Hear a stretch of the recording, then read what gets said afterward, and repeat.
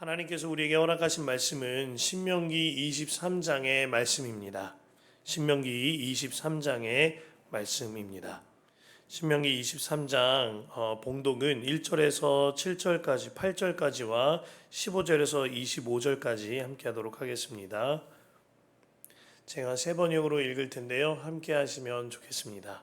고환이 터졌거나 음경이 잘린 사람은 주님의 총회의 회원이 되지 못합니다. 사생아도 주님의 총회 회원이 되지 못하고 그 자손은 10대에 이르기까지 주님의 총회 회원이 되지 못합니다. 암몬 사람과 모압 사람은 주님의 총회 회원이 되지 못합니다. 그 자손은 10대가 아니라 영원히 주님의 총회 회원이 되지 못합니다. 그들은 당신들이 이집트에서 나올 때에 먹을 것과 마실 것을 가지고 와서 당신들을 맞아들이기는커녕 당신들을 저주하려고 부올의 아들 발람에게 뇌물을 주어 메소포타미아 지방의 부돌에서 그를 불러온 사람들입니다. 그러나 주 당신들의 하나님이 당신들을 사랑하시기 때문에 주님께서 발람의 말을 듣지 않으시고 오히려 그 저주를 복으로 바꾸셨습니다. 당신들은 당신들의 평생에 그들이 조금이라도 번영하거나 성공할 틈을 주어서는 안 됩니다. 당신들은 에돔 사람을 미워해서는 안 됩니다. 당신들은 당신들의 친족입니다. 그들은 당신들의 친족입니다. 이집트 사람을 미워해서도 안 됩니다. 당신들이 그들의 땅에서 나그네로 살았기 때문입니다. 그들에게서 태어난 3대 자손들은 주님의 총회의 회원이 될 수 있습니다. 우리 이제 15절에서 마지막 절까지 봉독하겠습니다. 어떤 종이 그의 주인을 피하여 당신들에게로 도망하여 오거든 당신들은 그를 주인에게 돌려보내서는 안 됩니다. 성 안에 그가 좋아하는 곳을 택하게 하여 당신들과 함께 당신들 가운데서 살게 하여 주고 그를 압제하지 않도록 하십시오. 이스라엘의 딸은 창녀가 될 수 없습니다. 또 이스라엘의 아들들도 남창이 될 수 없습니다. 창녀가 번 돈이나 남창이 번 돈은 주 당신들의 하나님의 성전에 서원을 갚는 헌금으로 드릴 수 없습니다. 이 두 가지가 다 주 당신들의 하나님이 미워하시는 것입니다. 당신들은 동족에게 꾸어 주었던 이자를 받지 마십시오. 돈이든지 곡식이든지 이자가 나올 수 있는 어떤 것이라도 이자를 받아서는 안 됩니다. 외국 사람에게는 구워주고서 이자를 받아도 좋습니다. 그러나 동족에게서는 이자를 받지 못합니다. 그래야만 당신들이 들어가 차지할 땅에서 당신들이 하는 모든 일에 주 당신들의 하나님이 복을 주실 것입니다. 주 당신들의 하나님께 맹세하여서 서원한 것은 미루지 말고 지켜야 합니다. 주 당신들의 하나님은 반드시 그것을 당신들에게 요구하실 것입니다. 그러니 미루는 것은 당신들에게 죄가 됩니다. 맹세하지 않은 것은 당신들에게 죄가 되지 않습니다. 그러나 한번 당신들의 입으로 맹세한 것은 반드시 지켜야 합니다. 당신들이 주 당신들의 하나님께 입으로 스스로서 약속한 것은 서원한 대로 하여야 합니다. 당신들이 이웃 사람의 포도원에 들어가서 먹을 만큼 실컷 따먹은 것은 괜찮지만 그릇에 담아가면 안 됩니다. 당신들이 이웃 사람의 보곡식 밭에 들어가 이삭을 손으로 잘라서 먹는 것은 괜찮지만 이웃의 곡식에 낯을 대면 안 됩니다. 아멘. 하나님의 말씀입니다. 주님 안에서 참 좋은 월요일입니다. 오늘 월요일도요, 우리 교회가 함께 성전 기도로 나아갈 수 있겠습니다.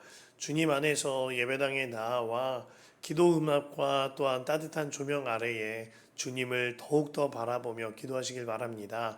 내 안에 계신 주님이 나를 틀림없이 깊이 만나 주십니다. 그 어린아이들을 키울 때요, 우리가 아이들한테 이런 가르침 많이 줬습니다. 누가 사탕 준다 그러면 따라가지 말아라, 이런 거 많이 했었죠. 요즘에는 그 내용들이 훨씬 방대하고 집중적이어졌어요. 아무래도 시대가 시대인 만큼 굉장히 달라진 것 같아요. 그와 동시에 아이들을 어린이집에 보내는 경우에 만약 하원할 때 이제 부모님이 아니라 할머니나 할아버지 혹은 친척분들이 이제 하원하는 일이 생기면 그 전에 어린이집에 긴밀하게 소통도 하고요. 또 가족관계 증명서를 내기도 하고 아이들에게도 말해둡니다. 오늘은 아빠가 가지 않고 할머니가 갈 거야. 뭐 이러면서 신신당부 해놓죠. 어린이집에도 잘 알려줘야 하고요. 이렇게 하는 까닭은 아이들로 하여금 사람을 가려 사귀게 하려고 하는 목적이 아닌 거죠. 아이를 사랑하는 마음으로 아이의 안전을 신경 쓰는 부모님의 사랑하는 마음인 것입니다. 오늘 말씀을 통하여 우리는 우리의 참 부모 되신 하나님 아버지의 마음을 봅니다. 주님께서는 오늘 1절에서 4절까지 이스라엘의 총회에 들어오지 못하는 사람들에 대하여 말씀하십니다. 고환이 터지거나 음경이 상하는 등 성기에 문제가 있는 자 들어오지 못한다 했습니다.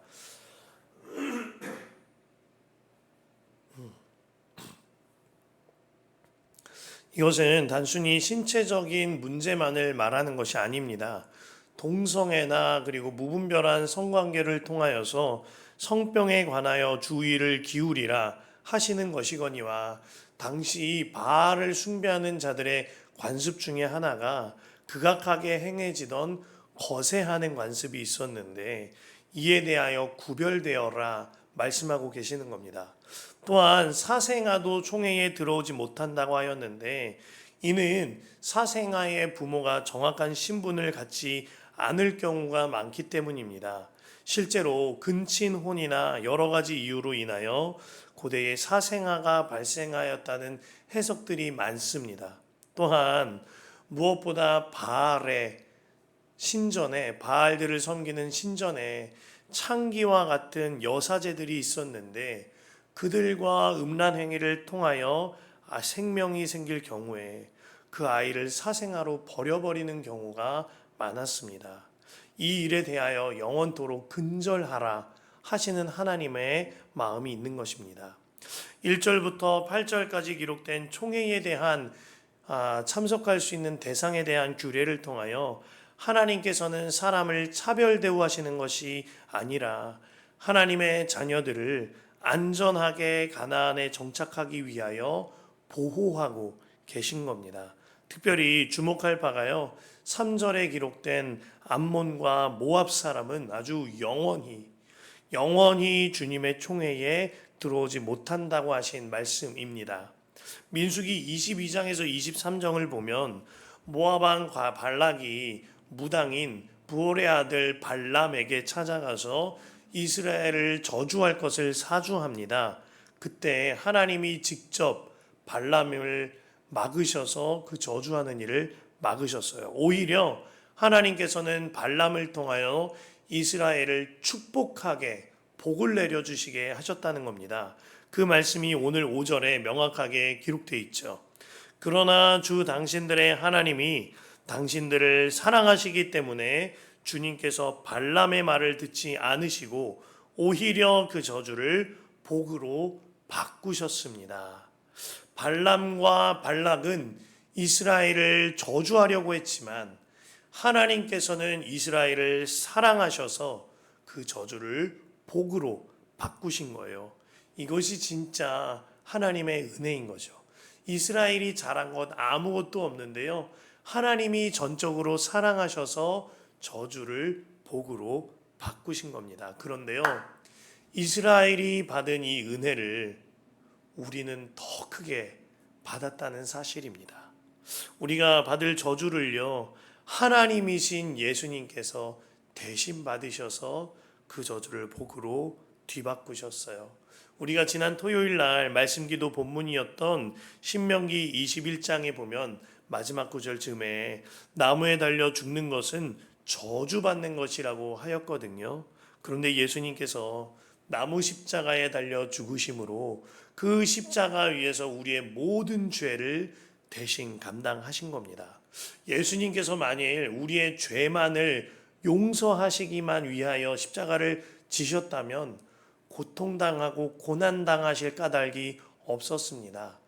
어린 양이 단번에 잡혀서 피 흘림 받아 우리의 죄가 속해지듯이 예수님께서도 단번에 죽으시면 우리의 죄가 용서받는 것이었습니다. 하지만 예수님은 십자가 위에서 우리의 모든 저주까지도 감당하셨어야 했어요. 그로 인하여 예수님께서 고난당하고 채찍질 당하고 못 박힘 당하셔서 우리의 모든 죄와 저주까지 감당하신 겁니다. 그래서 예수님이 십자가 위에서 엘리 엘리 라마 사막다니, 나의 하나님 어찌하여 나를 버리십니까 하신 겁니다. 주님의 십자가로 인하여 우리의 모든 저주가 십자가에 달리고 복으로 바뀐 거예요. 그래서 십자가가 은혜인 거죠. 그 은혜의 하나님께서는 구약 시대에서나 신약 시대에서나 그리고 지금에도 동일하게 말씀하십니다. 너의 저주를 내가 복으로 바꾼다. 발락은 발람을 통하여서 이스라엘을 저주하고자 했습니다. 하나님께서는 그러나 발람을 통하여 오히려 복을 내려주셨죠.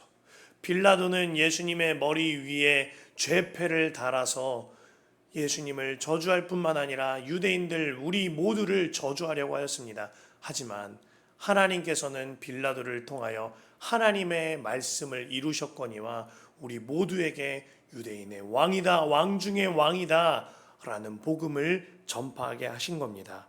하나님께서 지금도 저와 여러분들을 사랑하셔서요, 우리의 저주를 복으로 바꾸세요. 이 하나님이 믿어지면 주로 인하여 평안을 누리게 되어지는 거죠. 제가 초등학교 시절에 저희 가정의 상황은 녹록지 않았지만 항상 굉장히 적극적인 아이였습니다. 그래서 초등학교 1, 2학년, 3, 4학년 매번 반장 선거에 나가겠다고 손을 번쩍 들고 반장이 됐었어요. 그런데 2학년 때 한 번은 사고가 일어났습니다. 반 아이 중에 한 아이가 어떤 회비를 내기 위하여 10만 원짜리 봉투를 들고 왔었는데 이게 사라진 거예요. 근데 그때 선생님께서 좀 특별한 독특한 일을 하셨는데 선생님 앞으로 아이들을 한 줄로 쭉 세워두신 거예요. 그러더니 선생님이 나는 너희들 마음을 알 수가 있다. 너희들 가슴에 손을 얹어보면 누가 범인인지 알 수 있어. 얼른 나와라 하는데 아무도 나오지 않죠. 그래서 하나의 하나의 줄을 서서 넌 아니구나, 넌 아니구나 이렇게 지나가는 거예요. 그런데 분위기가 너무 이상하죠. 제 앞으로 다가올수록 아이들이 빨리빨리 지나가는 겁니다. 넌 아니야, 넌 아니야, 넌 아니야. 그리고 제 차례가 됐어요.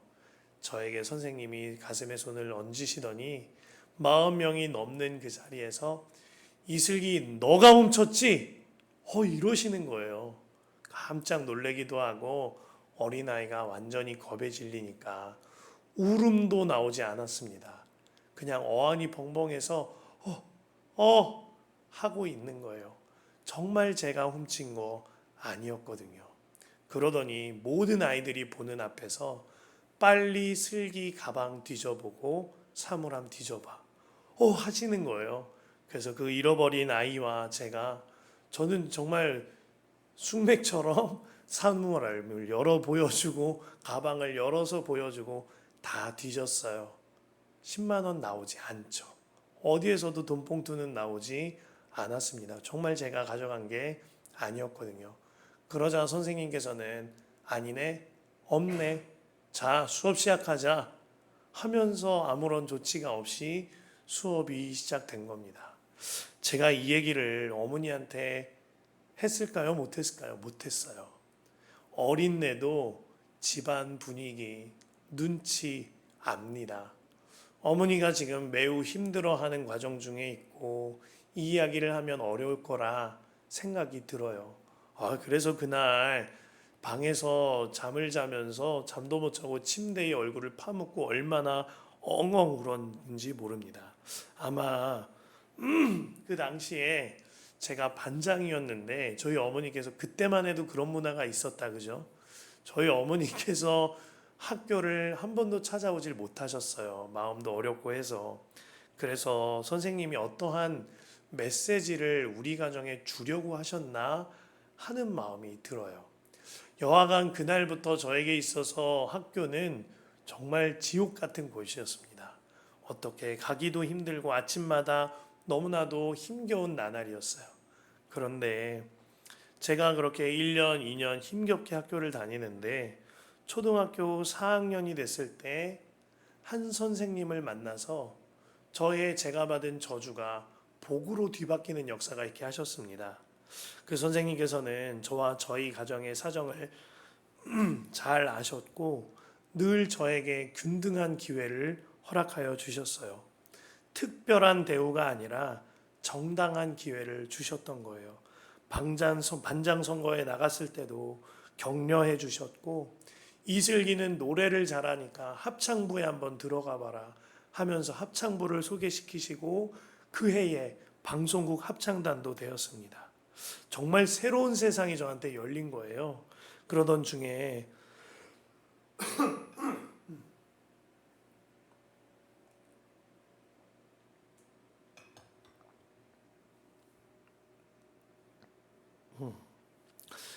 중에 제 짝꿍이 하루는 실과 시간에 써야 하는 접시들을 가지고 왔는데 제가 실수로 그 접시를 모두 깨뜨려 버린 겁니다.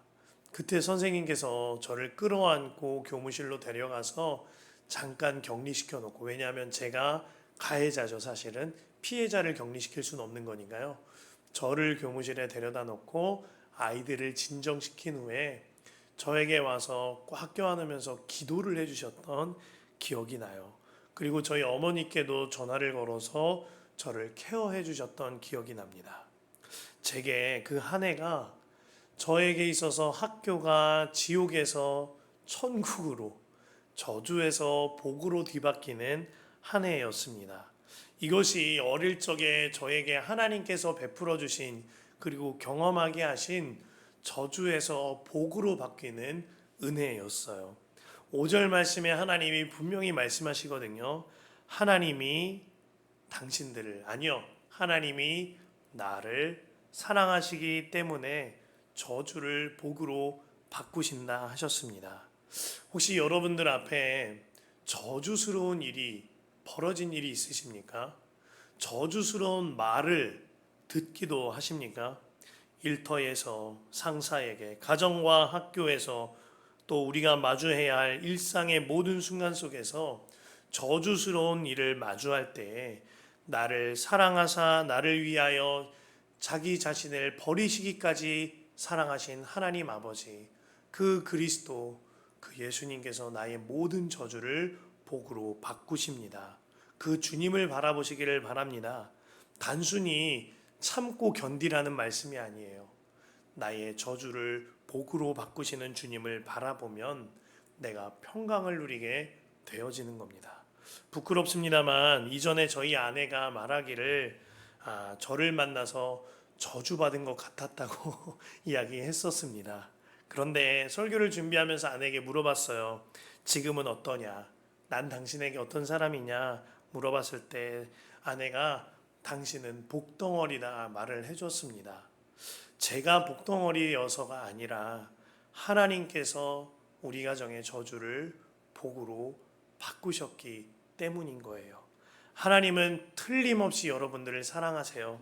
하나님은 틀림없이 여러분의 저주를 복으로 바꾸십니다.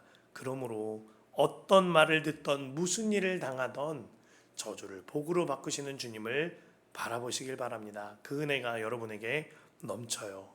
그렇다면 이 저주를 복으로 바꾸시는 하나님의 은혜 입은 자, 그런 사람의 삶은 무엇일까요? 나도 저주를 복으로 바꾸는 삶을 사는 겁니다. 오늘 9절에서 14절에 보면 전쟁 중에 하나님 앞에 살라 하셨어요. 그 삶을 성결과 거룩하게 하셨죠. 그리고 15절에서 25절에 보면 가나안 땅에서 저주가 복으로 바뀐 자가 어떻게 살아야 하는지 구체적으로 기록됩니다. 그 중에 제 마음을 사로잡은 구절이 15에서 16절이에요. 어떤 종이 그의 주인을 피하여 당신들에게로 도망하여 오거든 당신들은 그를 주인에게 돌려보내서는 안 됩니다. 성 안에서 그가 좋아하는 곳을 택하게 하여 당신들과 함께 당신들 가운데서 살게 하여 주시고 그를 압제하지 않도록 하십시오. 도망친 노예에 관하여서요, 그를 다시 주인에게 보내어 곤혹을 치르지 않게 하라 말입니다. 오히려 좋은 곳을 마련해서 함께 살고 함께 돌보라는 거예요. 너무나 따뜻한 말씀 아닙니까? 또 너무나 앞서 있는 말씀 아닌가요? 불과 170년 전인 1850년에 미국은요, 도망간 노예에 대한 법령이 있었습니다. 이 법에 따르면 노예가 주인에게서 도망쳐서 다른 주로 도망가거든 그를 잡아 원래 소유주에게 돌려주라고 했습니다. 뿐만 아니라 그를 숨겨둔 사람은 벌금형에 처하고 수감되게 만들었어요. 그리고 이 법안이 남북 전쟁의 단초가 되었고 1864년이 되어서야 폐지되게 됩니다. 우리 조선 시대에만 해도 도망친 노비를 잡아오는 추노꾼들이 있다고 했습니다.